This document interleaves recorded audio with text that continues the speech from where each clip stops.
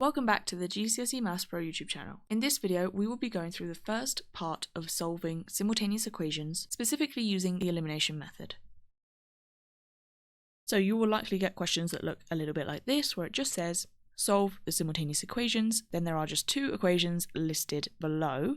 Simultaneous equations is where we have two or even more, sometimes 3 or 4 letters.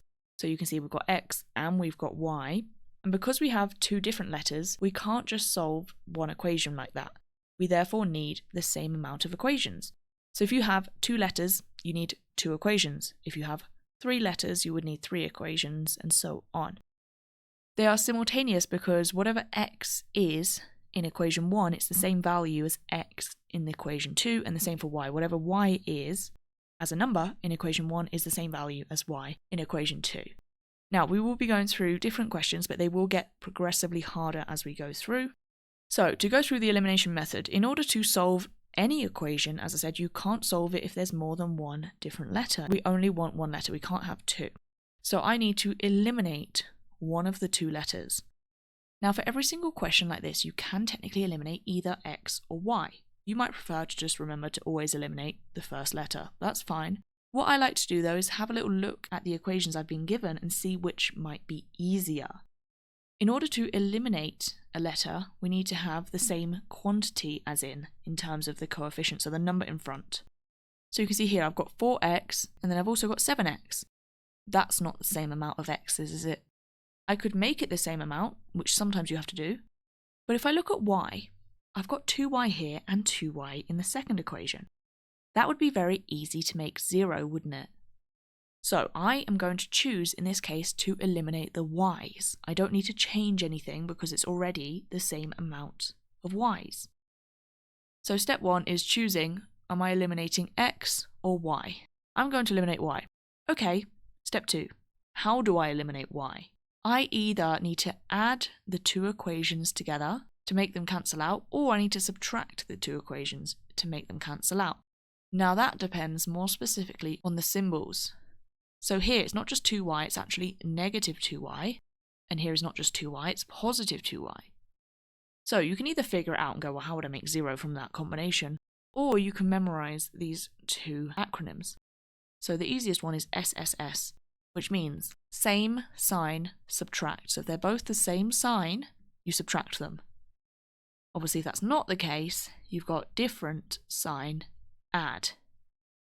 So because they're different signs, I need to add them. So let's rewrite them over here. So I have to add everything together. Obviously, the x's would add to make 11x. Minus 2y plus 2y should add up to make 0. The whole point is that they should cancel each other out. And then obviously 14 plus 19 is 33. Do you see how now I've got an equation with just x in it? Or if you did it the other way around, you might have an equation with just y in it. I just want one letter. So look at this, if 11x is equal to 33, I just need to solve that. So that's just as normal. If I want to solve that to find x, I just need to divide by 11. So that would obviously be 3. So now that's the hardest bit. Once you've found one of the letters, finding the other one is super easy and is technically the same method for the substitution method as well. So step 4, we are then going to substitute this answer. So instead of where it says x, I'm now going to put 3 into one of the original 2 equations. Now again, it doesn't matter which equation you choose. You might want to look at them and choose the one that you think looks easier, or you might just say I'm just going to substitute it always into the top equation. That's fine. I think for me, I'm going to substitute it into equation number 2, just because it looks a bit easier in terms of there's no negatives, but that's just my personal preference.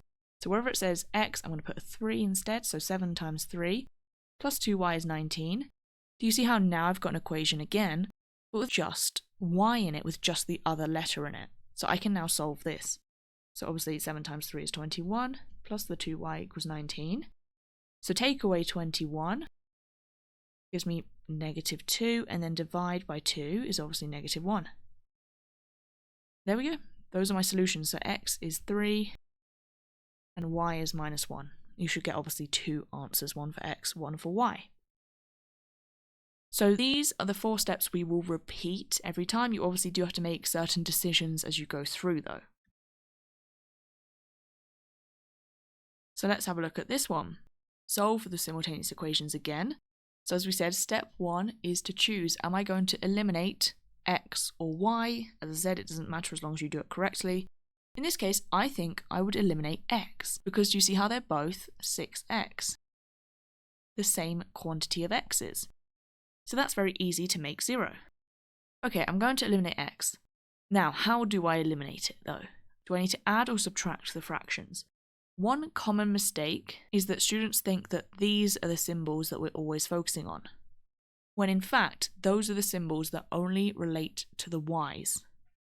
If I'm now going to be focusing on x, I'm paying attention to the symbols in front of the x's. Now, because there isn't a symbol, that just means it's positive, isn't it? Positive x, and this one's also positive x. So they are the same symbol.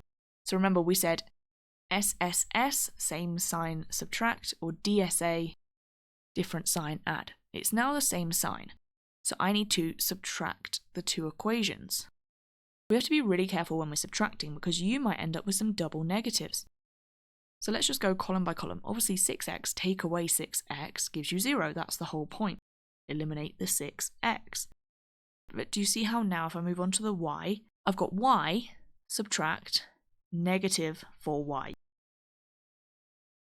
You can always write it out straight over here if you want. Y subtract negative 4y. Do you see how that's a double negative? So that would actually become positive, so plus 5y. And the same here, we've got 7 subtract negative 13. That would actually add, so just be really, really careful with any combinations of negatives. Now I've got an equation with just y in it, so if I solve that, divide by 5, we get y is 4. Okay, that's the hardest bit. Now the final bit is always the same. Take your answer, your solution, and substitute it into one of the two original equations. I'm probably going to choose equation number 1 this time because I think that one looks easier, but it doesn't technically matter. So plus y, so just plus 4, equals 7. If I solve this, I get 6x, take away the 4, so it equals to 3, and then divide by 6, that would simplify to a half. So my solutions are x is a half, and y is 4. So again, I've got two answers, one for x, one for y, but this time I happen to work out y first and x second. It doesn't actually matter. Okay, so now we're making it a little bit harder, because if you have a look at these equations, none of the coefficients of x or y are the same. So it's obviously easier when they are, but they're not. So we're adding in an extra step here, because in order to eliminate one of the letters, they have to be the same coefficient, the same number of x's, or the same number of y's. So I'm going to look at these coefficients. I have another decision to make. Is it easier to make the x's the same number, same coefficient, or is it easier to make the y's? Again, it doesn't technically matter. You can do either as long as you do it correctly, but sometimes there is an easier path. We're now using the concept of lowest common multiple, aren't we? We have to multiply them to make them the same number. So the lowest common multiple of 4 and 2, doesn't really matter about the symbols, but just 4 and 2 is just 4, isn't it? You could use 8, but that's not the lowest one, it is just a common one. But actually, the lowest common multiple is already one of the numbers I have there. What that means is that I only need to change one of the equations to make them both 4x. So it's less work. Whereas if I did the y's, which is also fine, but if I did do that, 2 and 5, the lowest common multiple is 10. Do you see how that means I would have to change both equations to make them 10y? So you can do that, but I would say it's easier to use the x's. That's the only thing that I like to consider. Which path is easier? So I'm going to choose to make the x's the same. If you end up pausing this video and doing this question yourself and you use the y's to make them the same, just as long as you check your answers at the end and you get the same values as I do, then it's absolutely fine.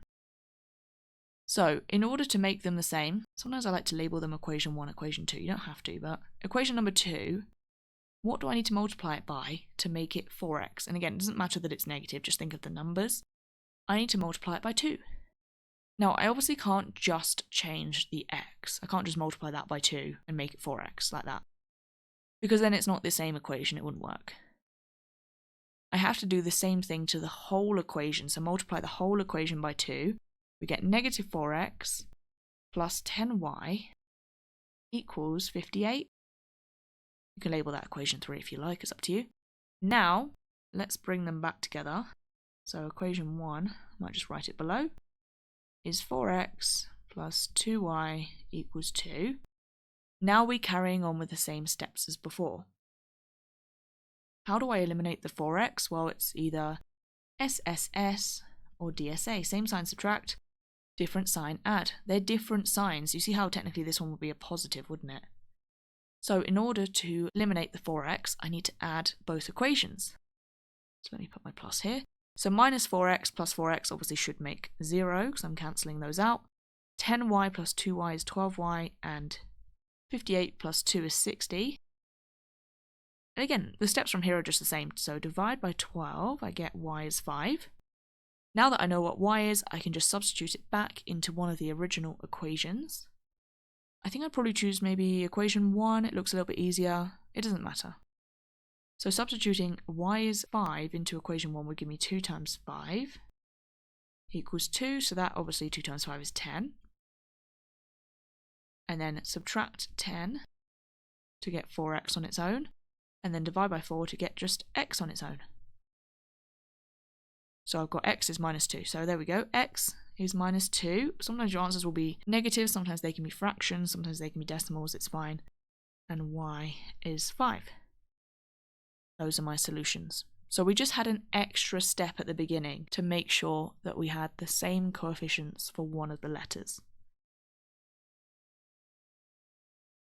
Okay, so the next one is then another level up where you can see again, we don't have any of the coefficients being the same.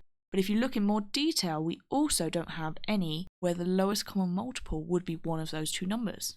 So for example, the lowest common multiple of 5 and 4 is 20, and the lowest common multiple of 2 and 3 is 6. So either way, whether I choose to eliminate x or I choose to eliminate y, I would have to change both equations. This is where you can then decide.